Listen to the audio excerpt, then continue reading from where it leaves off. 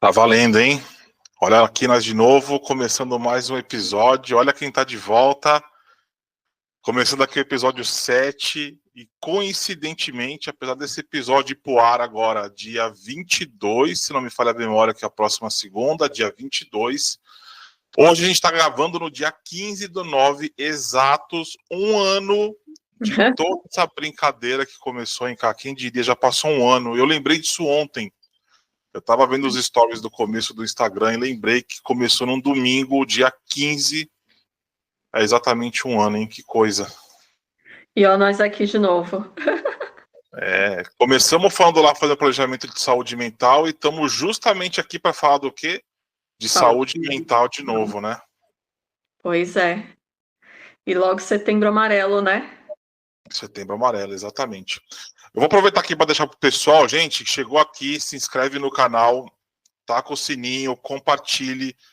Vai ter um convite especial aqui no final, que eu vou deixar no final do vídeo também, que é um convite, acaba de fazer uma palestra, dia 30 de setembro, é isso, cara? Fala um pouquinho mais rapidinho aí. 30 de setembro, lá no Florescer, palestra presencial e online, né? Também sobre Setembro Amarelo, só que lá um pouquinho mais extenso, mas com assuntos um pouco mais delicados. Então, bora lá. Só entrar na página do Florescer e vamos que vamos. Para quem não conhece o Florescer, fica aqui em Santo André, galera do ABC, é aqui em Santo André, na rua Jaguari, 290, é isso? 790. 790. Isso. Pertinho de tudo aqui do centro de Santo André, da estação, então assim é perto, quem quiser vai estar aberto e vai estar online. Mais informações também lá no Instagram do Florescer, é Florescer, sem o C, com S, tá? _ Healing. Depois eu vou deixar aqui também no finalzinho do convite, eu vou deixar o arrobinha do Instagram. Bom, vamos lá, vamos começar. A gente está no Setembro Amarelo, falar um pouquinho de saúde mental, as coisas pipocam geralmente só no mês, é uma coisa, mas é uma coisa que a gente tem que se preocupar o ano inteiro, né? Para nossa audiência rotativa, Cássia, apresenta um pouquinho de novo, fala o que você faz e por que a gente resolveu tocar nesse tema nesse mês tão importante para todo mundo, não só para a cuecada, né? Vamos lá. Para quem assistiu o começo do Papo Cueca, né? Eu fazia parceria junto com o Tutu, mas devido a agendas e N outras coisas, eu passei a bola para o Tutu e falei, vai com tudo que é seu isso, né? Esse projeto é seu, vai com tudo. E ele está aí seguindo formosamente com esse projeto. Eu sou psicoterapeuta, agora neurocientista também. Sou especializada em suicídio, me especializei agora em esquizofrenia, depressão profunda e fenomenologia. Eu sempre falei errado essa palavra, fenomenologia. Coisas bem leves, né? Bem leve, bem gostosinha. Mas para quem gosta não é pesado, né, Tutu? Nada. O lema é paixão, objetivo e, consequentemente, a renda que vem depois, né? É o tripé que a gente precisa. Quando a gente gosta, nada é pesado. Justamente. Mas a gente que ouve de fora são temas bem densos, né? Sim, sim. A gente às vezes até se torna uma pessoa fria, né? Ao olhar dos outros. Quando você fala, eu trabalho com suicídio. Nossa, não, mas eu gosto. Não que eu goste que as pessoas se matem, mas eu gosto de trazer a pessoa para esperança de novo, né? É bem diferente. Então dá aí um ar de que tudo pode se resolver. E também, se não pode, tá tudo bem e vamos seguir em frente de uma outra maneira. Exatamente. Né? Bom, para a gente começar isso, vamos falar um pouquinho de ansiedade, por que esse mês existe, o que a gente tem que ficar de olho. A gente sabe que de tudo isso cai muito em ansiedade, a ansiedade leva à depressão, sintomas. Vamos começar a falar um pouquinho de tudo isso, do que leva, por que tem essa preocupação com a saúde mental, as origens principalmente, né? Eu vou falar um pouquinho pela OMS, tá? Pela Boa. OMS, só é uma pessoa normal aquela que não tem nada. Não tem uma ansiedade, não tem uma depressão, não tem uma dor na coluna, não tem uma dor de cabeça, leva uma vida totalmente relax. E a gente sabe que hoje em dia isso é humanamente difícil, né? Olha, hoje pelo padrão da OMS, eu estaria totalmente fora, porque eu estou gripada, né? Então, não existe isso pela OMS. Então, muitas coisas foram deixadas de lado e foram concretizadas como frescura. Ah, eu estou ansiosa, é frescura. Ah, eu estou para baixo há muito tempo, é frescura. Eu tenho tremor, é frescura. Levanta e vai trabalhar que passa. Dorme que passa. Você leva uma vida tão boa, por que você tem que estar tendo isso? Ah, pobre não tem direito de ter depressão. Isso é uma frase que a gente ouve muito, né? Nossa, demais. É uma coisa que está enraizada demais em crenças, né? Sim, sim. Então a gente sabe que isso é totalmente diferente. Não é divulgado pela televisão, não é divulgado pela sociedade, mas hoje, a gente falando em Setembro Amarelo, prevenção ao suicídio, a gente tem por base de 2 a 3 suicídios por semana. Antigamente, na época dos meus pais, né, era a cada 6 meses, 1 ano. Por quê? Eram aquelas pessoas que a empresa quebrava, não sabia o que fazer, se matava. Não conseguia prover dentro de casa, se matava. Né? Então, hoje não. Hoje a gente tem 3 suicídios por semana. Tá? Eu vou falar um pouquinho do Setembro Amarelo, antes de tocar bem nesse assunto. Como que surgiu o Setembro Amarelo? Nos Estados Unidos, isso há muitos anos atrás mesmo. Um rapaz, ele se matou porque ele não passou na faculdade. E no dia, e ele tinha um carro que era, se eu não me lembro, acho que é isso, tá? Era um Camaro amarelo, se eu não me recordo. E no dia do enterro dele, o que a mãe dele fez? Colocou vários post-its com frases motivacionais. E cada um que passasse pelo enterro pegava um post-it daquele e levava para si, para guardar como recordação daquele menino. E isso rodou o mundo, esse carro amarelo, com post-its motivacionais, aonde a família parava, a pessoa pegava e punha para si. Então, por isso de Setembro Amarelo. Ele morreu em setembro, um carro cheio de post-it com frases motivacionais da própria família. Essa é a história do Setembro Amarelo, que roda por aí, né? Quando a gente fala de suicídio, primeiramente a gente fala de uma dor interna muito forte. Independente da dor, ela é muito forte. O que às vezes para mim é leve, para você não é, e vice-versa. Né? E o que mata a pessoa é o julgamento. Então, vamos supor uma coisa que aconteceu com uma paciente minha. Ela queria muito ir no show X. Ela não conseguiu o convite, ela se matou. Ai, nossa, mas que bobeira. Não é bobeira, gente. A gente não sabe o quanto que ela queria, a ansiedade que ela estava carregando para aquele show, a dor que ela carregou por não ter ido, a frustração. Ah, é uma criança mimada. Não, não é uma criança mimada. É uma criança com dor. Né? Então, a gente, em primeiro lugar, tem que não julgar a dor do outro, por mais leve que seja. É a banalidade que a gente coloca no tema sem saber a real, né? Você fala, pô, ninguém se mataria por um show, a gente não sabe, né? A gente não tem um contexto total da situação, o que levou aquilo. Às vezes, talvez era uma menina que não tinha condições financeiras, se matou para conseguir aquilo, na hora não conseguiu, frustrou. São pequenas coisas que a gente. O julgamento realmente é um martelo muito pesado quando a gente não entende, né? A pessoa só sabe, poxa, se matou por um show, que coisa banal, né? Não é banal, né? Não é banal. Não é banal. Se a gente for ver banal, um menino que começou o Setembro Amarelo se matou porque não passou numa faculdade. Poderia ter tentado de novo? Poderia. Mas ninguém sabe o contexto familiar, a pressão que estava para ele passar. Não dá. A gente não pode entrar nesses métodos, não tem como. Não tem como. A depressão profunda, ela é algo que precisa se ver muito de perto. Às vezes a pessoa que ela tá indo do seu lado, ela tá numa puta depressão e você não percebe. A depressão profunda, às vezes, ela é muito disfarçada através de sorrisos, que é justamente por medo do julgamento de pedir ajuda.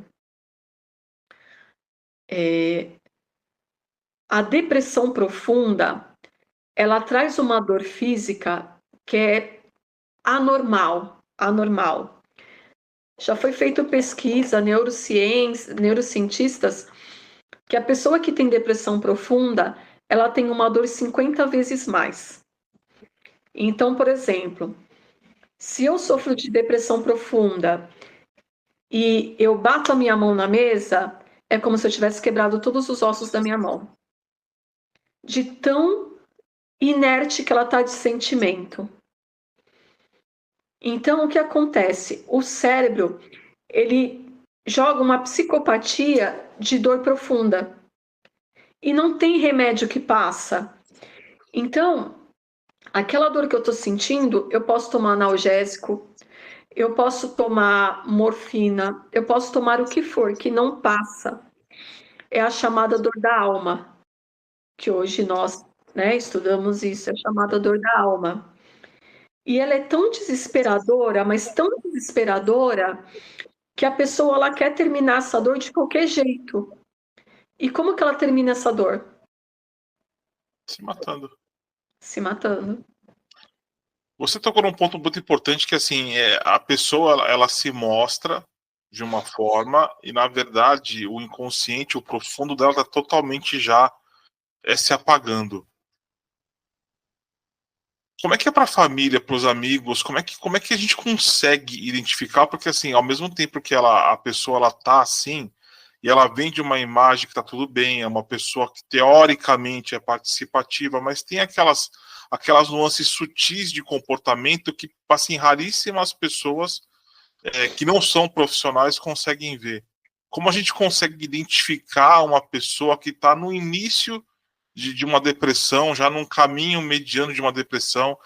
E vou emendar algumas perguntas já de cara, tá? Pra gente começar a conversar legal. Além disso, como é que a gente pode ajudar? Porque, tem muito gatilho que, em vez de ajudar, piora. Tipo assim, puta, vamos lá. A pessoa pensa que tá sendo motivacional com o cara, a mulher depressiva. E não, tipo assim, vamos lá, seja forte, vamos lá, tamo junto. E às vezes aquilo ali tem uma reação contrária, né? Muitas coisas a gente fala que na cabeça de um leigo pode ser motivacional, pode ser alguma coisa que pega a pessoa para dar aquela levantada no humor, na verdade vira um negócio totalmente reverso e joga a pessoa muito mais por fundo, né? A gente que é profissional, a gente consegue ver de cara, né? Primeiramente, o olhar da pessoa. Ela pode estar rindo, mas o olhar dela é mais apagado. É um olhar mais triste. Outro sintoma, o isolamento. Ela pode até sair de casa, mas no local onde ela está, ela vai querer ficar de qualquer jeito isolado. Então, por exemplo, a gente está numa balada e tem um amigo nosso que está com depressão profunda. A gente vai estar se divertindo, provavelmente ele vai estar num canto, se isolando. Não vai querer interação. Isso é um dos sinais mais forte. Obviamente que existe a pessoa tímida, mas a pessoa tímida, ela interage, de alguma forma ela interage. Já o depressivo, não. Ele vai querer ficar isolado num cantinho. Não vai querer interagir. Dentro de casa, é aquela pessoa que vai para o quarto, tá todo mundo na sala, ele vai para o quarto, fica lá o tempo todo. O depressivo profundo, ele tem um sono muito grande. Mas não é porque ele está desligando o cérebro. Na realidade, é por causa da dor do corpo que ele tem.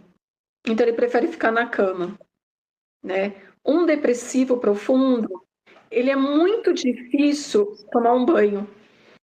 ele toma um banho e olhe lá. Porque é muito difícil carregar o peso do corpo. E para ele já não tem mais sentido.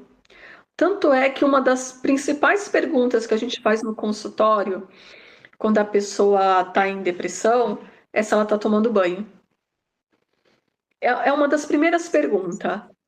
Se está tomando banho, quando a pessoa fala assim para a gente, tomei ontem, mas não tomei hoje, a gente já sabe que a depressão já está mais a fundo. O depressivo, ele não toma banho, ele não se faz o asseio de pentear o cabelo, escovar os dentes, porque não tem mais sentido para ele. Então, ali ele só está esperando o momento para conseguir. O depressivo profundo, ele é muito estratégico. Muito. Ele vai fazer de tudo para burlar quem está do lado dele. Mas não por sacanagem, porque ele não quer ser visto como um depressivo profundo. E nem como uma depressão leve. Ninguém gosta de se ver como um depressivo, né? Como uma depressão leve. Então, é muito complicado. A gente dentro de casa é muito complicado enxergar. Vai ter sinais porque você conhece aquela pessoa e sabe que de alguma forma ela está mudando o estilo dela, então vai ter sinais. Mas é muito difícil, é muito difícil. Então, assim, viu algum sinal diferente e ele está virando recorrente, procura ajuda. E como a família pode ajudar? Porque nem sempre a pessoa ela vai querer ajuda de momento, né? Não só a família, né? Pessoas próximas que estão ali, né? Como começar esse processo de ajuda? Uma boa conversa sem julgamento e sem imposição. É perguntar o que está acontecendo, se ele está sentindo alguma coisa, se ele precisa de ajuda. É perguntar, mas não incisivo. Você tem alguma coisa? Que eu não te aguento mais ver desse jeito. Porque não sei o que, sai desse quarto. É o mais normal, né? A crise pergunta chilique, né? Pensa que. Justamente. Geralmente, a pessoa, quando ela tá no fim, tipo, ela tá naquela depressão profunda mesmo, geralmente ela pede ajuda. Ela fala que ela não está se sentindo bem. As recorrências de em pronto-socorro são muitas, porque ela não sabe a dor que ela está sentindo. Então, ela quer, de alguma forma, eliminar aquela dor. Então, é aquela pessoa que vai fazer exames, exames, exames e não vai custar nada. Aí vai tomar um medicamento no pronto-socorro para a dor e vai voltar para casa. E essa dor não passa. Não passa. É uma dor fora do normal. Fora do normal. Eu falo porque quando eu me divorciei, eu tive uma depressão profunda. Por N motivos que eu passei. E é uma dor que não tem explicação. Não tem explicação. Tipo, é a dor que parece que a pele arde. Não tem expressão, mas obviamente que por eu ter a técnica, eu pedi ajuda, né? Eu sabia o que estava acontecendo comigo. Então, você tem dormência nos braços, você tem dormência nas pernas, insônia, que é absurdo. Você não consegue dormir. Parece que o cérebro não desliga, não desliga. Aí a importância de procurar ajuda e medicamento, né? É necessário o medicamento nessa fase? Muito necessário. Não tem como fugir, né? Não tem como fugir da psiquiatria. Existe muitos julgamentos sobre remédios psicotrópicos, em psiquiatra, eu não sou louco. Não, você não é louco. Você está cuidando de uma massa que está dentro da sua cabeça, que é cheia de hormônios e enzimas, que naquele momento está desregulado e precisa regular. O que regula naquele momento? Medicação. Ah, mas eu vou ficar dependente da medicação? Não. Você vai tomar por um período e depois vai o chamado desmamar. Vai diminuindo até ficar sem.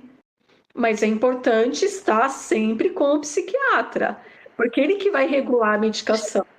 Ah, eu tomei medicação por 15 dias, não me senti bem. Volta no psiquiatra. A gente sabe que o corpo, para psicotrópico, ele demora 15 dias para se ajustar. Nesses 15 dias, você vai sentir sonolência, você vai sentir irritabilidade, você vai sentir tremor, você vai sentir sensações estranhas no seu corpo, porque o cérebro está começando a regular. E são 15 dias para isso acontecer. Ah, nesses 15 dias não deu certo. Você vai voltar no psiquiatra e falar o que está acontecendo para ele regular como é que fala? A miligrama do remédio.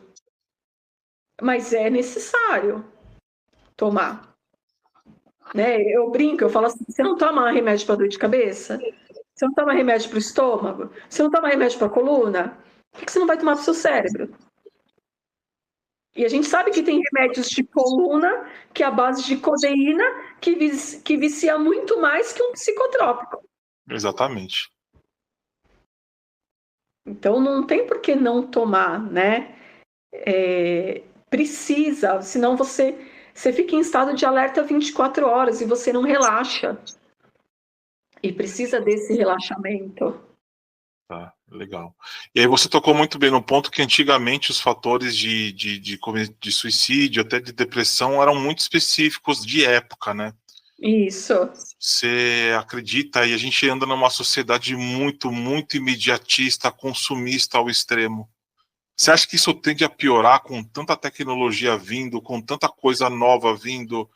A gente está vivendo uma geração, e eu vi 2 pesquisas antes de a gente conversar, e depois até quero confirmar com você se elas são realmente verídicas ou não, por estudo de caso e conhecimento seu. A gente está passando a primeira fase da sociedade no mundo que os filhos eles estão com QI mais baixo do que os pais. Isso nunca aconteceu na história, desde que isso é estudado, né?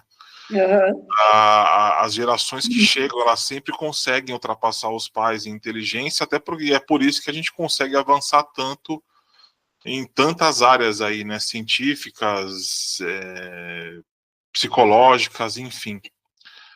Isso tende a piorar com tanta informação, com tanta coisa, que acho que o nosso cérebro não está conseguindo processar tanta coisa. Aí vem o exemplo desse show, por mais que não seja banal, mas a gente vê que é uma situação que antigamente talvez não aconteceria. Você acha que isso tende a piorar com o passar do tempo, com tanta informação na cabeça virando um liquidificador? Tutu, nós estamos numa época dos estresses. Ou a gente tem crianças com QI absurdamente elevados, ou com QI muito baixo. Tem uma explicação? Até tem. Mas eu não sei se ela se torna tão plausível. Por quê? Hoje a gente está numa era de tecnologia, né? Onde a informação é muito rápida de você conseguir.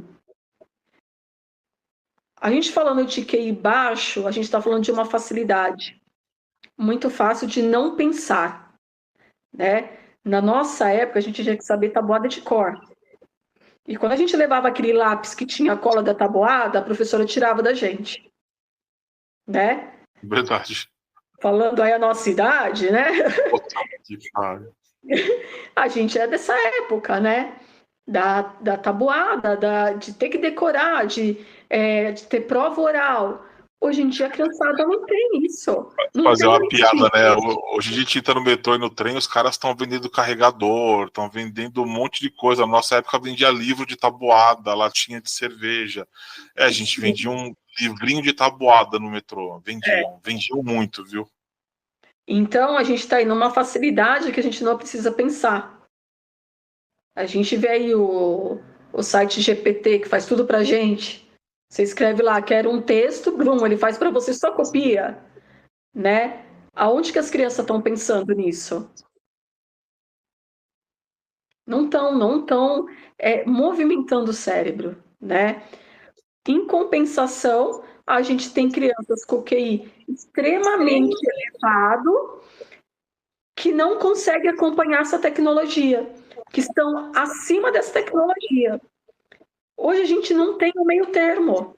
Não tem. Ou é menos ou é muito mais. A gente vê aí no programa do Luciano Huck, Pequenos Gênios, né? Você fica assim, quanto eles estão começando a fazer, estão dando o resultado de uma conta inteira, eu estou começando a fazer o primeiro parágrafo da conta. Então, você vê aí, os QI muito elevado.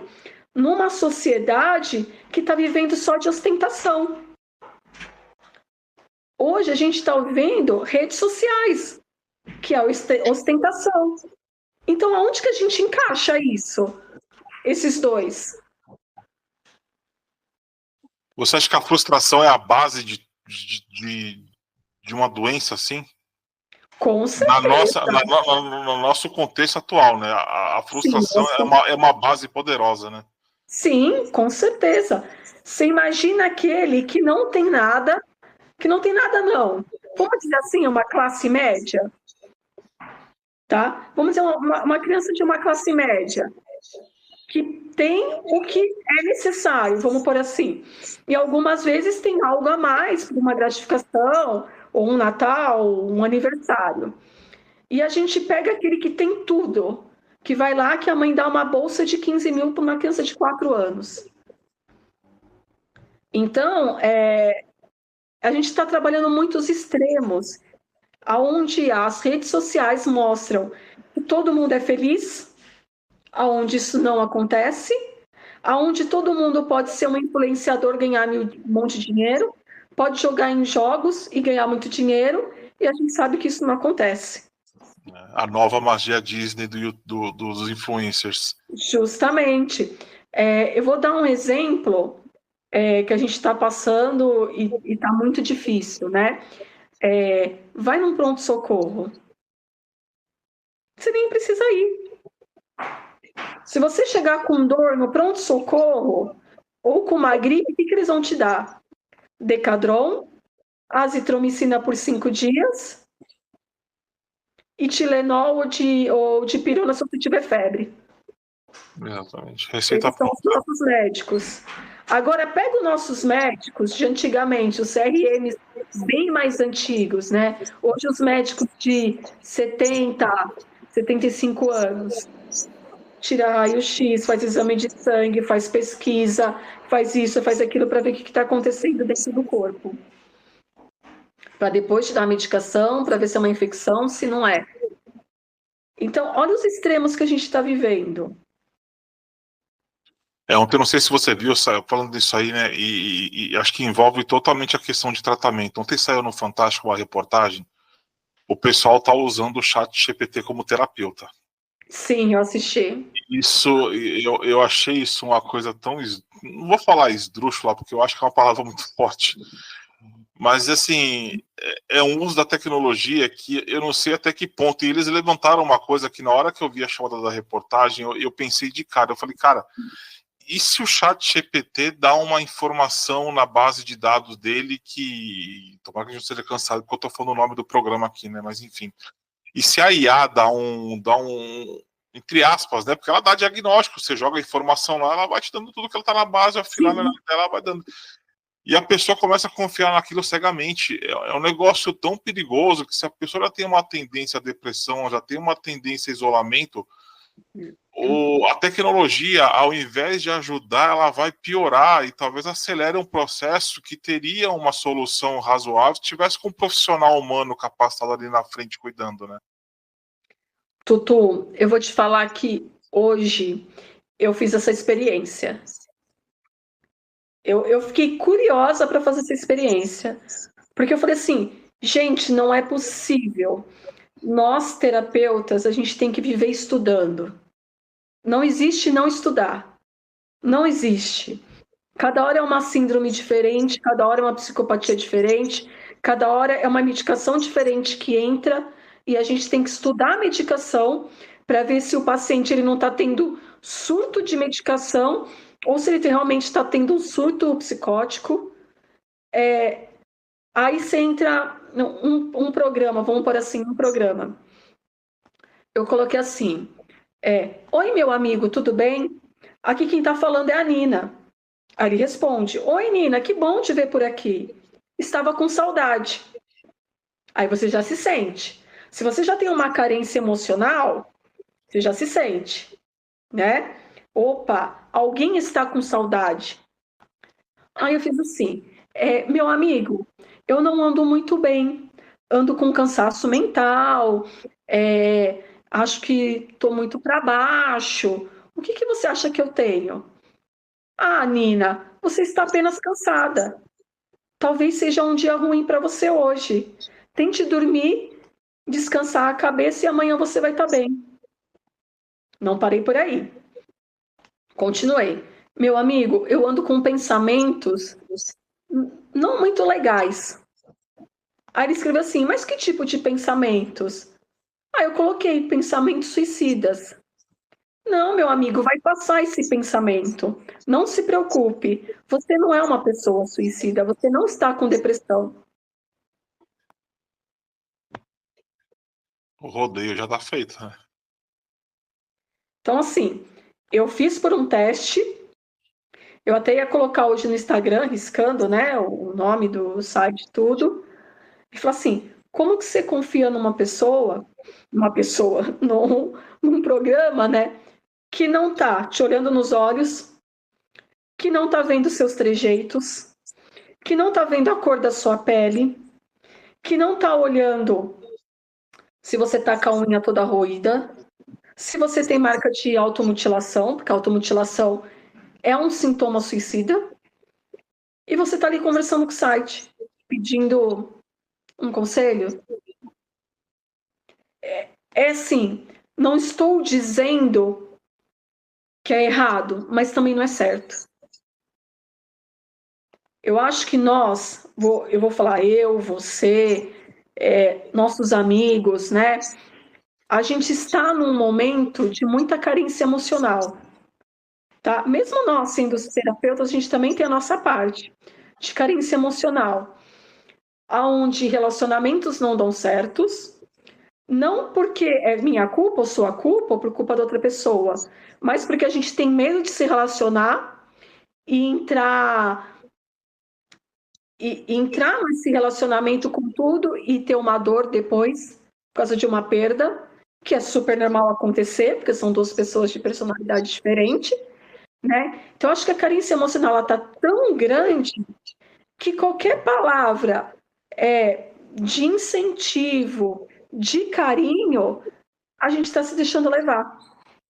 A IA acabou virando o diário pessoal com resposta agora, né? Sim, sim. Eu não sei se você viu, também a IA colocou relacionamentos virtuais, aonde você monta a pessoa do jeito que você quer. Então, Amigos, relacionamentos, entre aspas, amorosos virtuais, o negócio e mostra que a pessoa tem que ser muito inteligente, né? Porque você construir uma persona para substituir uma pessoa física sim, é uma inteligência gigantesca, porque a pessoa ela entra naquele mundo. Eu penso comigo, é uma coisa que eu ando escrevendo bastante também, que assim, é pior do que eu nem sei o nome do diacho do jogo de videogame que você entrava lá, SimCity, que você criava e a galera ficava vivendo o jogo. O pessoal trocou hoje um pouco o jogo para viver realidade IA. Você não tem nem mais conta da pessoa. A pessoa na sua frente agora é um texto que você joga um conteúdo, uma pergunta, e responde, ou seja, a gente parece que está evoluindo, né? Pelo menos o joguinho tinha os bonequinhos, você, né? Enfim, não que fosse bom também, né? Mas Tutu, quer ver outra carência emocional? Que foi assim, o bebê reborn. verdade. Como que você substitui uma criança real por um boneco? Gente, não tem cabimento. Montar quarto, faz convênio médico, que até isso tem para bebê reborn. Faz convênio médico. Você fala assim, gente, que mundo que a gente está vivendo? Óbvio que existe as pessoas que optaram em não ter filhos. Eu sou uma delas, optei em não ter filhos. Mas você substituir para um bebê reborn e fazer tudo isso, olha a carência emocional, gente. Não é possível que em sã consciência as pessoas acham isso normal. Você ter lá um boneco para você ter uma distração, tá ali, você gosta, você coleciona, né? Que nem nós, da minha época, era Barbie. A gente tinha coleções de Barbie, montava a casa da Barbie, né? É uma coisa, mas você gastar milhões pode dizer, né? Gastar rios de dinheiro para substituir isso. Tem gente que faz festa em um buffet para bebê reborn. A coisa ela tá tão fora do contexto por causa das redes sociais que quando a pessoa ela cai em si, ela cai numa depressão tão forte, porque ela vai cair assim. Olha, desculpa, eu vou falar um palavrãozinho, tá, Tutu? Que você me conhece. Acho que não vão cortar a gente não, manda bala. Quando a gente fala, você fala assim, quando ela cai em si e ela fala assim, olha a merda que eu fiz. O que as pessoas não acharam de mim naquele momento? Aonde ela cai? Na depressão. Final, depressão. Frustração e depressão. Quando ela vê o quanto ela gastou em bobeira, aí vem o suicídio. Aí vem o medo do julgamento, porque é julgada, não tem como, né? O medo do julgamento e aonde que acontecem essas coisas.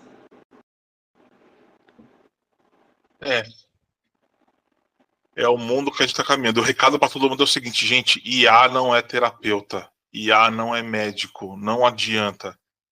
Isso é um caminho perigoso, por mais que a gente tenha capacidade, aí eu vou falar um pouquinho de termo técnico, porque é a minha rotina diária, porque eu desenvolvo atendimento de empresas com IA, gente. Vamos começar muito com isso agora. Agora os atendimentos vão sem IA também, gente, se preparem. Não tem capacidade clínica, não existe, é uma máquina com uma base online ou offline de informações, a gente não façam isso. Eu acho que foi uma das... Vou falar o nome da Globo, porque eu não assisto televisão e não gosto de emissora, mas eu acho que foi uma baita de uma reportagem expor isso ontem, foi extremamente importante e inteligente. Necessário, foi uma baita matéria inteligente.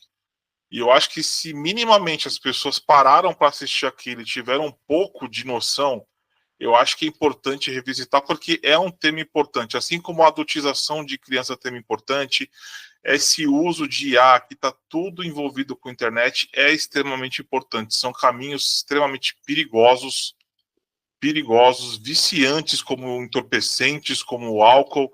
É um vício que a gente chega no fundo do poço, que a gente às vezes não percebe. Aí a Nina falou um negócio importante. Como é que uma boneca pode levar alguém à depressão? Pode, porque chega num ponto que a pessoa, às vezes, ela não está vendo que ela está se afundando numa ideologia ridícula. E eu vou falar ridícula porque é um boneco, gente. Vão me lacrar aqui, eu vou cagar e andar para lacração. Mas não é uma vida, gente. A gente, às vezes, passa por uma pessoa na rua que está sem comer, a gente não dá nem a mínima atenção para entrar num mundo de plástico. E é perigoso, ser sincero, que está me preocupando muito o caminho que a gente está trilhando. Eu acho que a sua preocupação, Tutu, ela é maior ainda, né? Porque você tem 2 filhos. Exatamente. Né? Eu posso dizer assim, eu não tenho, mas eu tenho um afilhado, que eu também me preocupo muito com o Gabriel. Mas eu acho que hoje criar filho é muito difícil. É muito difícil. Porque você tem que estar no meio termo, sendo que lá fora estão os extremos. Então, ou você ou você não é um nada. Ou você é para ser aceito, ter tudo que todo mundo tem para ser aceito, ou você não é um nada e fica isolado. Aonde vem a frustração das crianças. Pode falar, Tutu, desculpa. Eu estava conversando com uma pessoa da educação há um tempo atrás, e eu, sem querer, eu soltei uma ideia que a pessoa falou, mas isso eu acho muito válido, né? A gente se preocupa tanto em educar, e eu acho importante isso, né? Ter contexto de ideologia de cor, de ideologia religiosa, ideologia de gêneros, né? Eu acho importante na pré-adolescência começar a conversar com as crianças para até evitar um racismo lá para frente.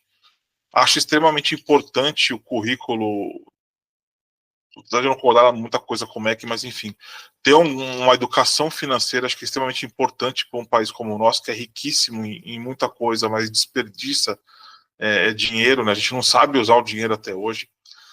Mas eu soltei uma coisa que a pessoa que estava conversando comigo, ela concordou muito, assim, não adianta, eu falei, mas pensando bem, não adiantaria nada disso se a pessoa não tiver logo a educação emocional. Porque tudo isso acontece por uma deficiência emocional que nossos pais não souberam ver. Muitas vezes nosso pai, nossos vizinhos, a sociedade ao entorno ajudou a criar, né? Às vezes eu tenho um problema, eu tenho uma questão financeira minha, por exemplo, que eu não sei guardar dinheiro. Mas se for ver lá atrás, meu pai talvez já não guardasse dinheiro, ou seja, é uma coisa que vem se repetindo. Eu não sei se uma educação financeira para mim resolveria, mas ajudar a criança a olhar situações como pré-adolescente, a entender a lidar com emoções, que não é para reprimir emoções.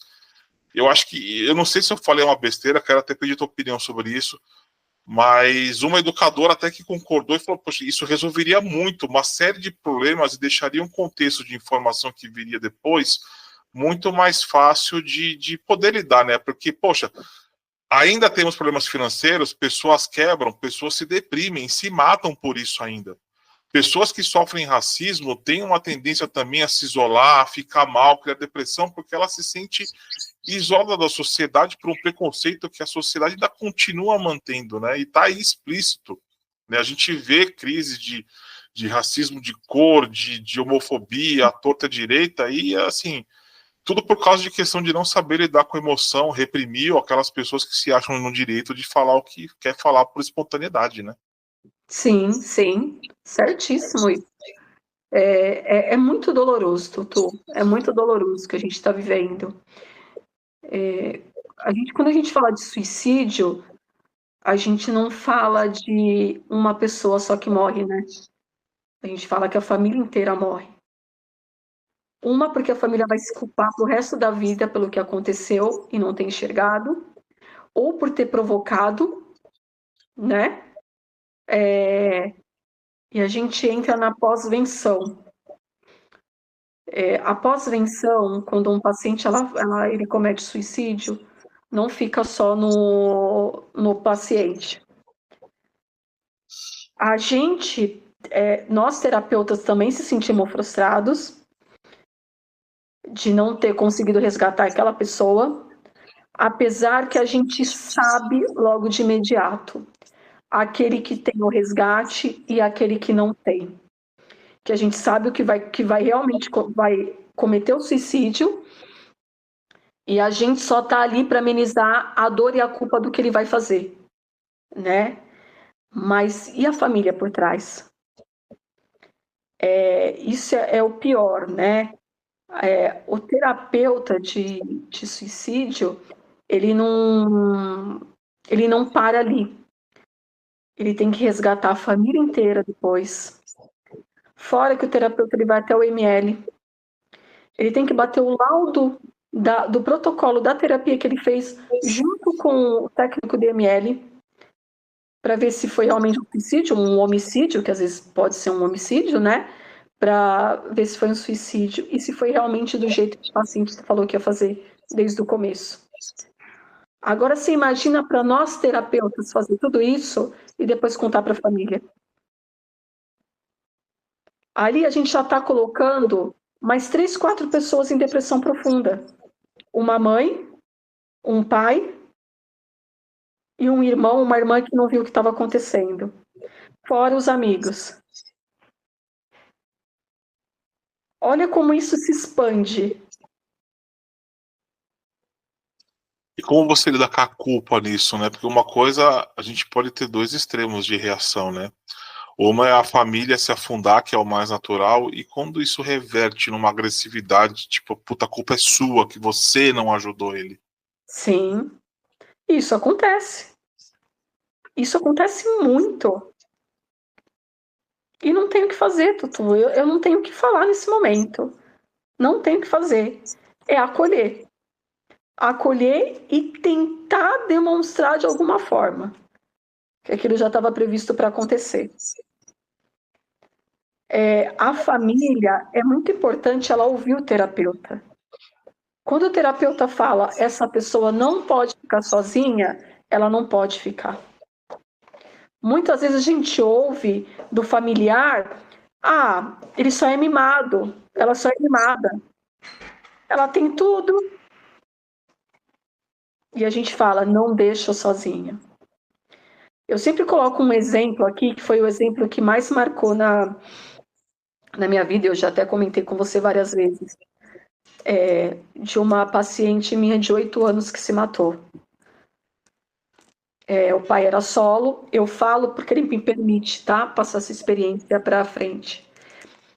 Ele é pai solo, era o pai solo, né? E a menina tinha de tudo. E por algum motivo, ela era extremamente inteligente. Um português fora do comum. Até mesmo o sentar dela não era um sentar de criança. Era um sentar, sabe, de uma pessoa mais velha. E aí, logo que a gente começou, ela me chamou de doutora, eu falei, não, me chama de Cá, me chama de Nina, né? Não precisa disso, não sei o quê. Não, a senhora tem um diploma, Zelar. Uma criança de 8 anos. Olha que vocabulário, né? Justamente. E conversa vai, conversa vem. Até que um domingo ela me manda uma mensagem no WhatsApp, um texto. Doutora, muito obrigada pela sua ajuda. A senhora foi muito importante, mas esse mundo não me pertence. É um mundo de falsidade, um mundo de ideologia, um mundo onde eu não posso confiar em ninguém. E foi falando. Naquele mesmo momento que ela estava falando comigo, eu peguei o outro celular e liguei para o pai dela. E comecei a trocar mensagem. Olha, não deixa sozinha. E fui printando a conversa e passando para ele. A resposta foi: não, Cá, é só uma criança mimada. Ela tem tudo. Ela só está chamando atenção. Isso foi no domingo. Na segunda-feira, ele, por ritual dele, ele ia pro Carrefour fazer compra toda segunda-feira sozinho e ela ficava em casa. Foi aonde que aconteceu. Ela foi tão estrategista, ela pegou o número do cartão de crédito dele, junto com o código, tudo certinho, foi num desses aplicativos de compra que entrega no mesmo dia e comprou pesticida. Quando ele chegou em casa, ela já tinha tomado. E aí ela ainda ficou uns 7 dias na UTI, mas o veneno já tinha tomado conta do corpo, derreteu o estômago, e entre outras coisas, fora problemas neurais. Então ela acabou falecendo, né? Agora você imagina esse pai que jogou essa frase: ela só é uma criança mimada. É duro. Eu não gosto nem de conversar sobre isso, eu já falei, porque eu já fico imaginando, porque eu tenho nessa faixa etária, não dá pra conceber uma coisa dessa. 8 anos. Eu, com 8 anos, brincava de boneca, N coisas, né? Hoje, uma criança de 8 anos, ela já está numa rede social, postando no seu Instagram. É aquele negócio, né? Se o pai dela tivesse um preparo emocional, um preparo melhor de experiência de vida, ele teria olhado com outros olhos. Né? É aquela sensação de, não, é só uma criança, ela não vai fazer nada, porque talvez na cabeça dele, pela idade, e a gente pensa muito isso ainda, né? Pela idade, a criança não vai fazer tal coisa, porque ela não tem maturidade ou não tem experiência de vida para fazer tal coisa. É nada. Eles não têm medo, ainda mais uma menina dessa com o nível de conhecimento embarcado que ela tem, porque por mais que ela tenha tido pouquíssimos anos de vida, E aí um outro rolê de conversa, ela já tinha um nível de avanço mental e espiritual dela muito grande para conversar nesse nível de entendimento, né? Sim, sim, um nível muito alto. É culpa dele? Talvez sim, talvez não, né? Aí é que eu falo, cadê quando o terapeuta fala, né? Ouvir o terapeuta é muito importante. Se nós estamos falando é porque a gente está tendo conhecimento da causa, do que está acontecendo.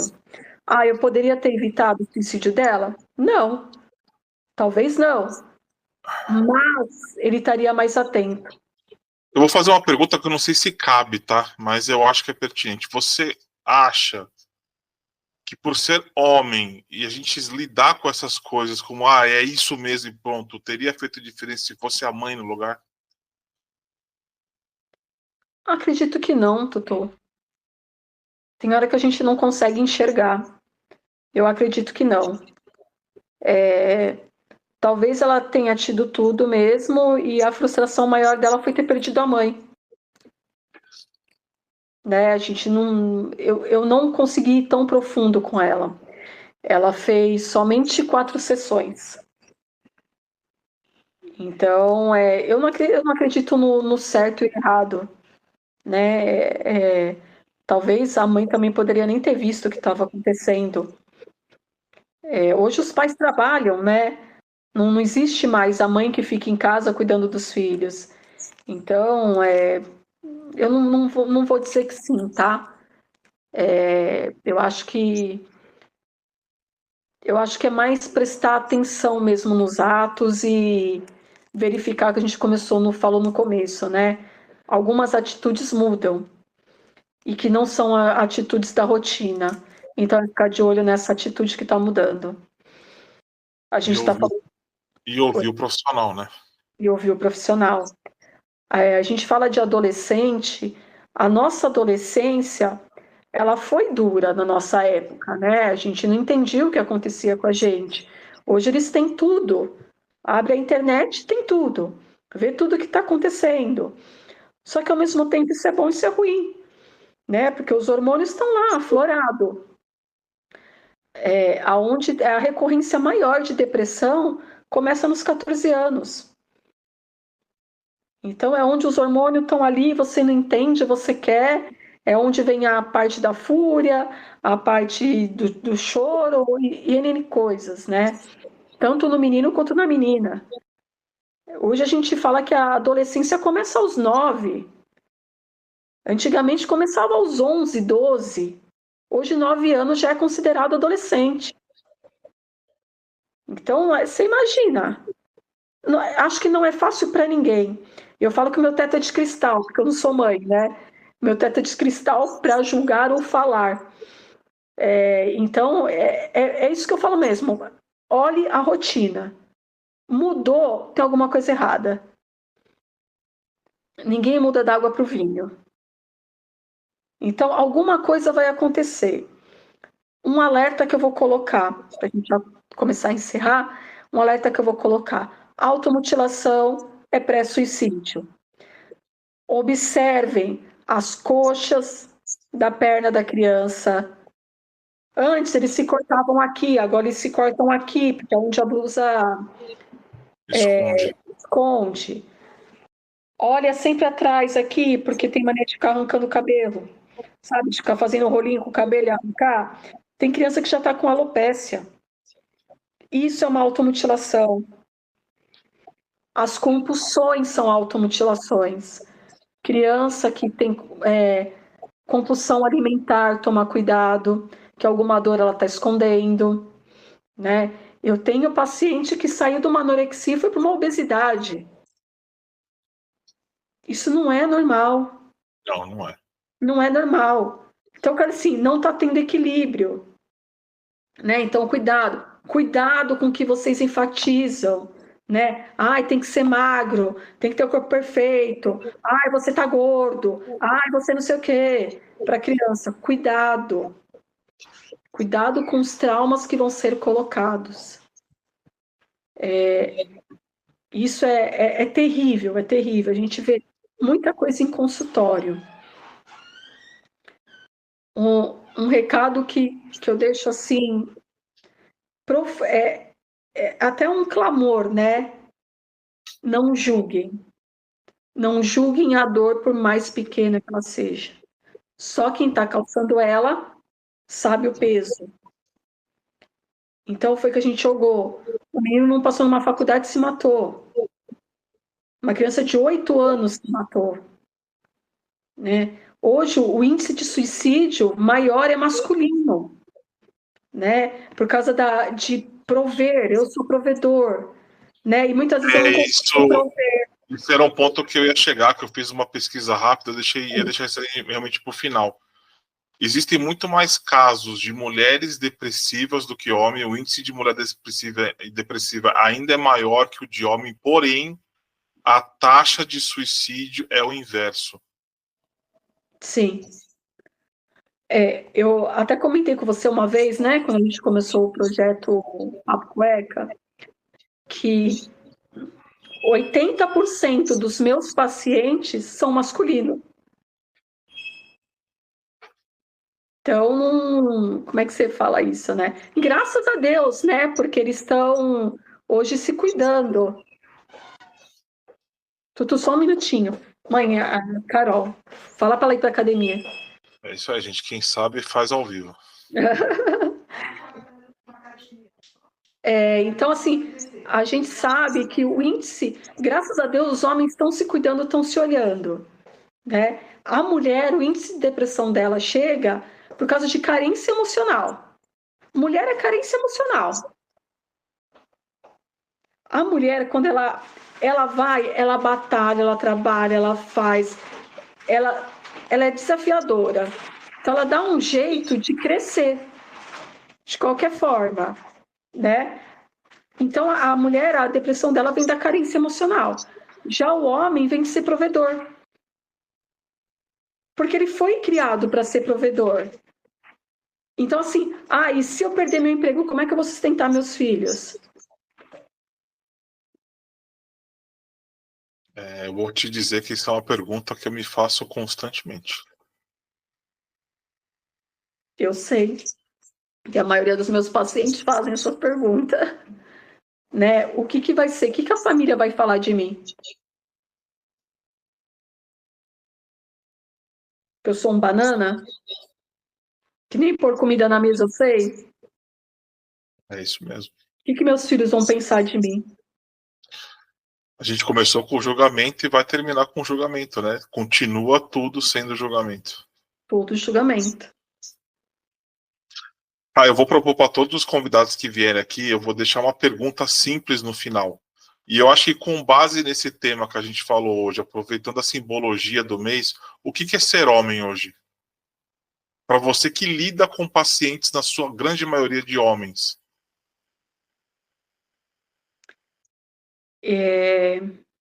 Eu vou te falar como se eu fosse homem, tá? O que eu vejo. Você não precisa ser provedor. Você não precisa carregar isso nas suas costas, como provedor. A partir da hora que você assume uma família, obviamente que você tem responsabilidades, mas não com peso, com leveza. Perfeito. Homem chora, homem tem dor, homem não precisa saber fazer tudo dentro de casa, que eu digo, né, que a gente fala o chamado Pereirão, né? Não precisa saber tudo, fazer tudo dentro de casa, pode pedir ajuda, sentar e conversar, se tiver companheira ou não, companheiro, independente da sexualidade, né? É sentar e conversar e pedir ajuda. Olha, eu não consigo fazer isso sozinho, você pode me ajudar? E tá tudo bem. O homem, ele não é o super-homem, o super-herói. Ele é uma pessoa com sentimentos, com dores, com medo, com angústia, ansiedade e etc. Viva um dia de cada vez. Isso aí. Gratidão imensa por essa oportunidade, por a gente ter coincidido as ideias. Acho que o dia foi muito simbólico. Eu fiquei muito feliz de ter conseguido inconscientemente agendar hoje, a gente combinar esse dia de hoje. Não foi por acaso, eu não acredito em coincidência. Foi muito bom ter feito isso tudo hoje. Acho que reforça que, por mais dos hiatos que houveram e ainda vão haver, a gente conseguiu botar essa bagaça no ar e vai continuar com muito empenho. Eu acho que nada acontece por acaso e nada vai continuar acontecendo por acaso. Com certeza. Tutu, eu te agradeço imensamente. Estou muito feliz e muito orgulhosa do Papo Cueca. Estou assistindo todos os episódios que você já fez, os 2. Estou achando sensacional, sensacional. E é isso mesmo, Tutu. O projeto é seu. Eu te passei a bola. E eu só desejo sucesso. Sucesso. Qualquer hora eu vou aparecer aí no estúdio só para encher o saco. O estúdio é móvel aqui, mas pode vir. Tem o fixo do escritório aqui. Agora, isso é uma coisa muito legal. Vou falar do antes de. A gente vai fazer estúdio móvel. O estúdio vai até onde a gente quiser. Além da ideia de fazer em pubs, vamos ver, dá tudo certo. Pegar um lugar de acústica legal, por que não? A gente vai ser todo mundo torto, bêbado, e dá tudo certo. Olha o corte. Vida que segue. O importante é a mensagem. Né? Não pode dar vexame. Não pode dar vexame, mas de resto não pode viver. Não, mas o vexame faz parte. Nem tanto. A gente tá fazendo um programa pra não ficar sério, né? Mas também dá pra descontrair demais. A gente vai virar cueca lá no negócio lá e papo não vai sair, né? Mas é isso aí, Helena. Obrigado, um beijo imenso no coração. Obrigada, Tutu, eu que agradeço.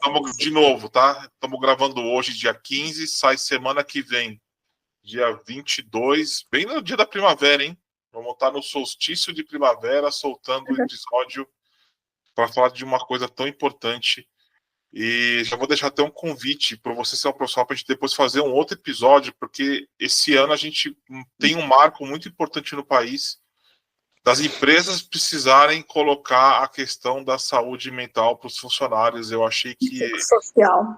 Eu achei que foi uma baita de uma ideia. Acho que é bom conversar isso depois, porque, como você falou, nós, homens e mulheres, trabalhamos fora, pressão de resultado, fazer um país desafiador que a gente vive. Eu acho que trazer esse contexto meio para o ambiente profissional vai render um bom episódio depois. Sim, é obrigatório agora para NR, né? Psicossocial. NR psicossocial. É importantíssimo. Eu acho que hoje as empresas elas estão mais humanas, né, Tutu? Então...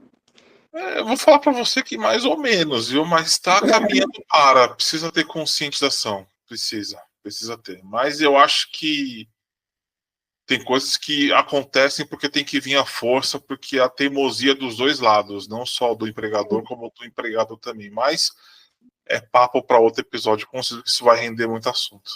Tutu, outra coisa que eu ia te falar, se você quiser deixar meu contato, meu telefone, pode deixar para quem precisar de ajuda, pode vou colocar tudo aqui no final, vou colocar o convite para a palestra do dia 30, vai estar aqui no finalzinho, vai ter os créditos, vou deixar o telefone ali também para contato, baita profissional, vai estar tudo aqui no final, tá bom? Gente, gratidão por tudo, uma ótima semana para todo mundo, que nós estamos gravando na segunda, então comecinho aqui. Um beijo do fofo e até a próxima.